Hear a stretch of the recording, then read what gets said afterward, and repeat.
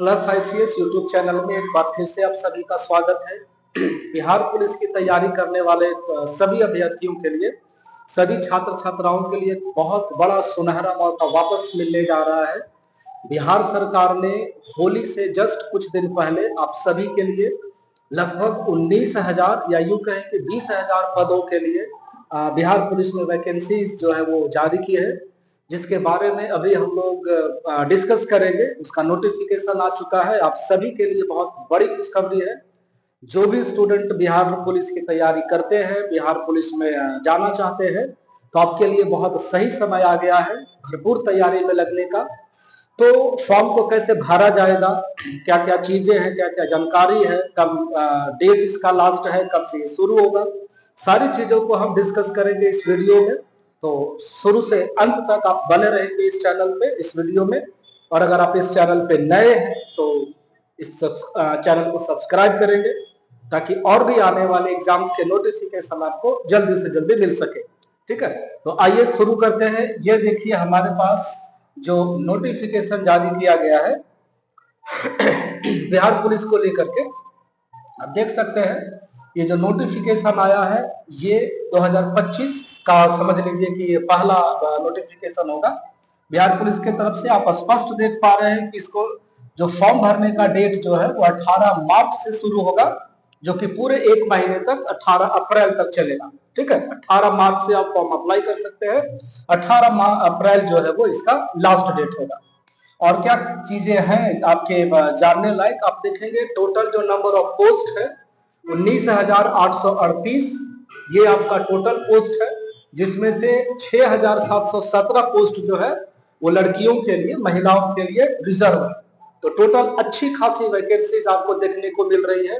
अभी बिहार में लगभग 21,000 के आसपास जो वैकेंसीज जो आई थी उसकी बहाली की प्रक्रिया जारी है, अभी वो पूरी भी नहीं हुई है। और आपके सामने एक और बहुत बड़ा मौका वापस आ रहा है, तो हम उम्मीद करते हैं कि आप जोर शोर से तैयारी करेंगे। आइए और क्या क्या चीजें जानने के लिए है, आप देख सकते हैं।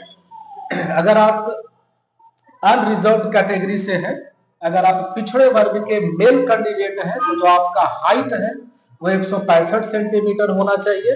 बाकी के जो भी क्वालिफिकेशंस है, फिजिकल स्टैंडर्ड जिसको बोलते हैं, वो करीब करीब सारे सेम ही है, पहले भी यही हुआ करते थे। अगर आप ओबीसी से है, मेल कैंडिडेट है, तो आपका जो हाइट है वो 160 सेंटीमीटर होना चाहिए।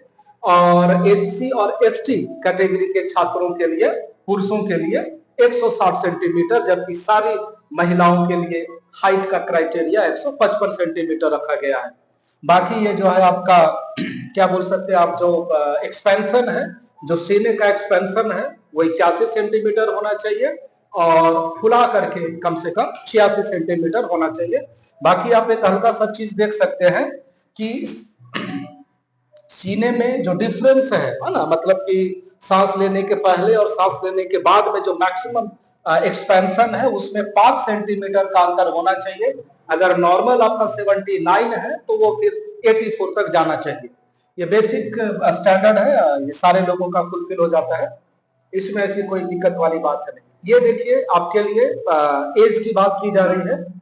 अलग अलग कैटेगरी के लिए जो मिनिमम एज है वो 18 साल है, और ये मैक्सिमम एज जो है वो 25 वर्ष है, अगर आप अनरिजर्व कैटेगरी से आते हैं।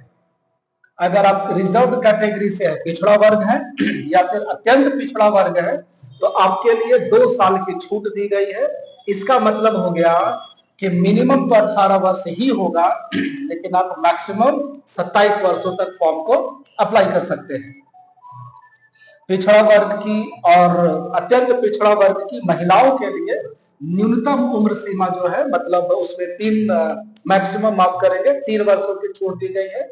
यानी कि अगर ये जनरल लोगों के लिए 25 है, तो महिलाओं के लिए ये 28 वर्ष है।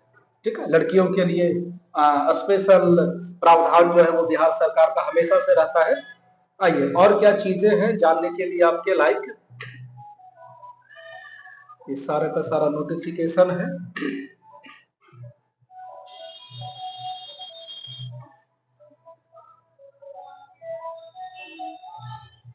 ये सब उतना इंपॉर्टेंट नहीं है आपके लिए। अब आते हैं मेन मुद्दे पर, ये देख लीजिए चयन के लिए, सिलेक्शन के लिए जो एग्जामिनेशन पैटर्न जो बनाया गया है, वो एग्जामिनेशन आपका जो सिलेक्शन है, आप ये मान के चलेंगे कि अलग अलग चरणों में होगा। सबसे पहले आपको रिटन एग्जाम क्वालिफाई करना है।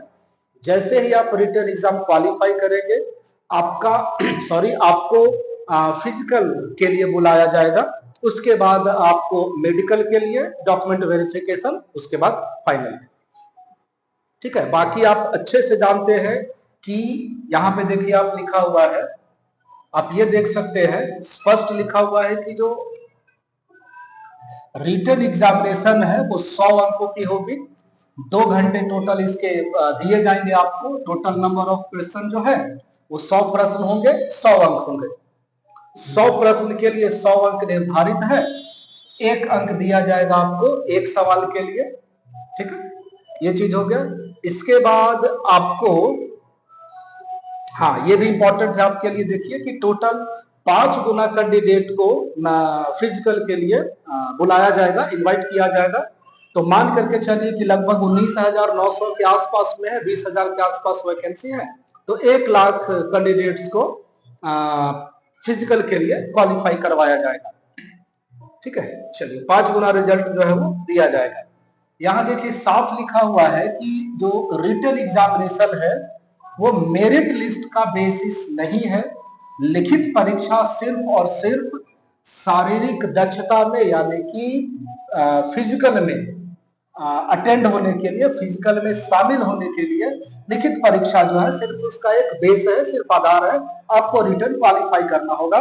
और सेकंड फेज में जब आप आते हैं तो उसमें आपको बुलाया जाएगा शारीरिक दक्षता परीक्षण के लिए, यानी कि फिजिकल के लिए, सीधे सीधे शब्दों में कहा जाए तो। आइए फिजिकल की बात करते हैं, क्या क्या चीजें हैं फिजिकल की बात करते हैं। ये देखेंगे टोटल जो फिजिकल है वो 3 चीजों पे डिपेंडेंट है। एक आपका दौड़ होगा, एक आपका गोला फेंक है, और एक आपका ऊंची कूद है। जिस तरह से रिटन एग्जामिनेशन टोटल 100 नंबर का था, उसी तरीके से फिजिकल भी टोटल 100 नंबर का होगा। क्लियर है? यहाँ पर कोई ऐसा दिक्कत वाला बात नहीं है। आइए हम लोग बारी बारी से समझते हैं कि कैसे कैसे आपको मार्क्स दिए जाएंगे। आप स्पष्ट देख पा रहे होंगे, अगर आप पुरुष कैटेगरी से हैं, मतलब पुरुष हैं अगर आप, तो आपके लिए 50 अंक निर्धारित किए गए हैं। किस चीज के लिए? तो दौड़ के लिए। पुरुषों को 1.6 किलोमीटर यानी कि मैक्सिमम 6 मिनट में 1600 मीटर आपको दौड़ने होंगे। अलग अलग मार्क्स आप देख सकते हैं। अगर आप 5 मिनट से कम लेते हैं तो आपको 50 अंक दिए जाएंगे। 5 मिनट से कम में अगर आप 1600 मीटर दौड़ जाते हैं तो आपको 50 मार्क्स दिए जाएंगे। 5 मिनट से 5 मिनट 20 सेकंड तक अगर आप दौड़ते हैं तो आपको 40 अंक दिए जाएंगे। इसी तरीके से 5 मिनट 20 सेकंड से ज्यादा समय लेते हैं, 5 मिनट 40 सेकंड तक, तो आपको 30 नंबर दिए जाएंगे। और अगर आपने 6 मिनट से ज्यादा समय लिया तो फिर आप डिस्क्वालीफाई हो जाएंगे, असफल घोषित किए जाएंगे। क्लियर? महिलाओं की अगर बात की जाए तो महिलाओं को केवल 1 किलोमीटर ही दौड़ना होगा, और उनके लिए जो मैक्सिमम टाइम दिया गया है वो 5 मिनट है। पुरुषों के लिए 6 मिनट है, महिलाओं के लिए 5 मिनट है। 4 मिनट से कम समय में अगर दौड़ पाती है कोई भी महिलाएं, लड़कियां, तो उनको 50 नंबर दिया जाएगा। उसी तरह से 4 मिनट से 4 मिनट 20 सेकंड तक 40 अंक दिया जाएगा। तो ये 50 नंबर जो है वो पूरा का पूरा दौड़ हो गया। दूसरे नंबर पर आता है गोला फेंक। इसके लिए 25 नंबर अलॉट किए गए हैं। ठीक है, आप देख सकते हैं कि सभी कैटेगरी के पुरुषों के लिए 16 पाउंड का गोला फेंकना होगा। 16 फीट है ना, कम से कम 16 फीट। अगर आप 16 फीट से कम थ्रो करते हैं तो वापस से असफल घोषित कर दिए जाएंगे। अगर हम लोग 16 से 17 फीट तक फेंकते हैं तो सबसे कम नंबर मिलेगा, 9 नंबर। और अगर हमने 20 फीट से ज्यादा फेंक दिया तब हमें मिलेंगे 25 अंक। ये स्टैंडर्ड, ये जो क्राइटेरिया है वो हमेशा की तरह सेम ही है। नए बच्चों के लिए जानना जरूरी है ताकि आप इसी आधार पे फिजिकल की तैयारी कर सके। क्लियर? अब बात हो रही है महिलाओं के लिए। पुरुषों को आप देखिए 16 पाउंड का गोला फेंकना है, और महिलाओं को 12 पाउंड का गोला फेंकना है 12 फीट, है ना। अगर हम 16 फीट से ज्यादा फेंकते हैं तो आपको मिलेगा 25 अंक। क्लियर? तो ये क्राइटेरिया है। उसके बाद हम लोग बात करते हैं हाई जंप के लिए। हाई जंप के लिए भी 25 अंक ही क्वालिफाई किए गए हैं, रखे गए हैं, सॉरी। पुरुषों के लिए 4 फीट है, 4 फीट दिया हुआ है महिला पुरुषों के लिए। अगर कोई भी पुरुष 5 फीट हाई जंप मारता है तो उसको पूरे के पूरे 25 अंक जो है वो दिए जाएंगे। और 4 फीट से अगर आप कम कूद पाते हैं पुरुष होकर के तो फिर असफल घोषित किया जाएगा। उसी तरीके से महिलाओं की अगर बात की जाए, महिलाओं की बात की जाए तो आपको 3 फीट जंप करना होगा कम से कम। अगर आप 4 फीट जंप करते हैं तो 25 नंबर मिलेगा। अगर आप 3 फीट 8 इंच जंप करते हैं तो 21 नंबर मिलेगा। इसी तरीके से अलग अलग दिया हुआ है सारा। ठीक है, चलिए आगे बढ़ते हैं। देखिए थर्ड स्टेप के तरफ आते हैं। तो तीसरे चरण में दस्तावेज सत्यापन है, यानी कि डॉक्यूमेंट वेरिफिकेशन है। तीसरे नंबर पे अगर आप उन दोनों चीजों से रिटन और फिजिकल अगर आप क्वालिफाई कर पाते हैं तो आपको फिर डॉक्यूमेंट वेरिफिकेशन के लिए बुलाया जाएगा। ठीक है, ये सारी चीजें हैं डॉक्यूमेंट वेरिफिकेशन में। क्या बोल सकते हैं, पहचान पत्र होना जरूरी है, चाहे आपका आधार कार्ड हो, ड्राइविंग लाइसेंस हो, वोटर आईडी हो, इस तरीके से। बाकी मैट्रिक का मार्कशीट हो जो कि ये प्रूव कर सके आपका डेट ऑफ बर्थ। बाकी इंटरमीडिएट परीक्षा आप उत्तीर्ण किए हैं उसका प्रमाण पत्र होना जरूरी है। क्लियर? चलिए ये सारी चीजें जो है वो डॉक्यूमेंट्स आपके लिए जरूरी हो जाती है। अस्थायी आवास प्रमाण पत्र, यानी कि हम लोग उसको रेसिडेंशियल या रेसिडेंस सर्टिफिकेट्स बोलते हैं, वो सारा आपके पास होना जरूरी है। आइए एक और इम्पोर्टेंट चीज की ओर चलते हैं जो आपको जानना जरूरी है।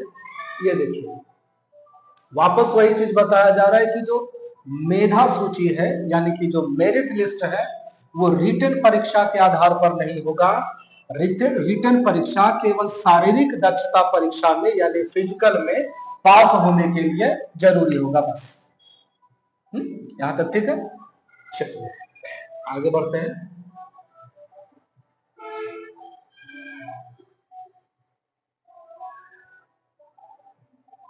चलिए मेडिकल है, उसके बाद डॉक्यूमेंट वेरिफिकेशन के बाद आपका मेडिकल है, उसके बाद आपका चरित्र सत्यापन होगा। ये देखिए यहाँ पे बात आ रही है आपके फी की।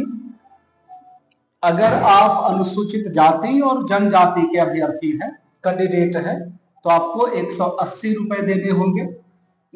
और सभी वर्ग की जितनी भी महिलाएं हैं, कोई भी कैटेगरी हो उनका, सभी महिलाओं के लिए जो फी है वो भी 180 रुपए ही रखा गया है। बाकी सभी अभ्यर्थियों के लिए 675 रुपए रखे गए हैं। इसका जो फी है, जो आप जब आप फॉर्म अप्लाई करेंगे उस समय आपको इतना पैसा देना होगा। चलिए ये इंपॉर्टेंट चीज है आपके लिए। देखिए ये है जो मिनिमम एज था वो 18 था, है ना। तो ये 18 वर्ष होना चाहिए कब? तो 1/8/2025 को, यानी 1 अगस्त 2025 को आपका मिनिमम एज 18 साल पूरा हो जाना चाहिए, तभी आप इस चीज के लिए एलिजिबल होंगे, इस पोस्ट के लिए। ठीक है, 1 अगस्त 2025 ये ध्यान में रखेंगे आप। 1 अगस्त 2025 तक आपका 18 साल होना जरूरी है। बाकी इंटरमीडिएट पर ये फॉर्म है। ठीक है, तो 18 अप्रैल तक, यानी कि जिस दिन लास्ट डेट है एग्जाम को फॉर्म अप्लाई करने का, उस तिथि तक आपके पास सर्टिफिकेट होना चाहिए एजुकेशनल क्वालिफिकेशन के लिए। जाति प्रमाण पत्र है, निवास प्रमाण पत्र है, एनसीएल है, ये सारा का सारा आपका 18 अप्रैल 2025 तक बन जाना चाहिए। तो जिन लोगों का नहीं है वो लोग बनवा लें जल्दी से, क्योंकि ये चीजें आपको शायद आगे परेशान कर सकती है। ठीक है, इस चीज को जरूर आप ध्यान में रखेंगे। बाकी वापस से हम लोग डिस्कस करें, 18 मार्च जो है वो इसका शुरुआती डेट है। ऑनलाइन आवेदन करने की प्रारंभ तिथि है और अंतिम तिथि जो होगी वो 18 अप्रैल होगी। ठीक है, चलिए और कुछ देख लेते हैं जो जो इम्पोर्टेंट है।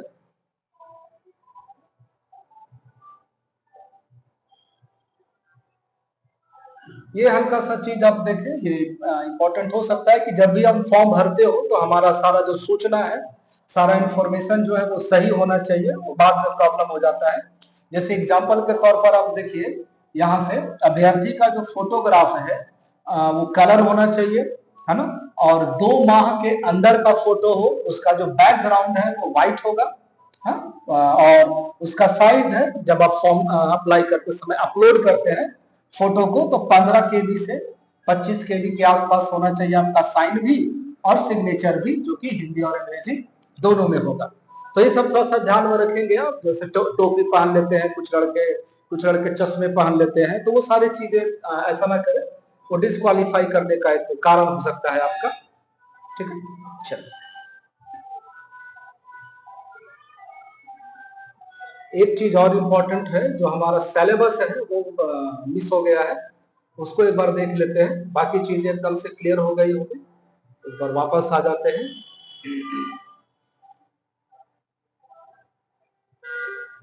ये देखिए यहाँ पे हमारा जो पहला चरण है, जो लिखित परीक्षा है, फिर से हम लोग रिपीट करेंगे। 100 सवाल 100 नंबर का होगा, 2 घंटों की परीक्षा होगी, ठीक है, 2 घंटों का पेपर होगा। तो आपका सिलेबस क्या क्या है, साफ दिया हुआ है कि लिखित परीक्षा का जो लेवल होगा वो बिहार विद्यालय परीक्षा समिति के मैट्रिक के या उसके इक्विवेलेंट समकक्ष होगा।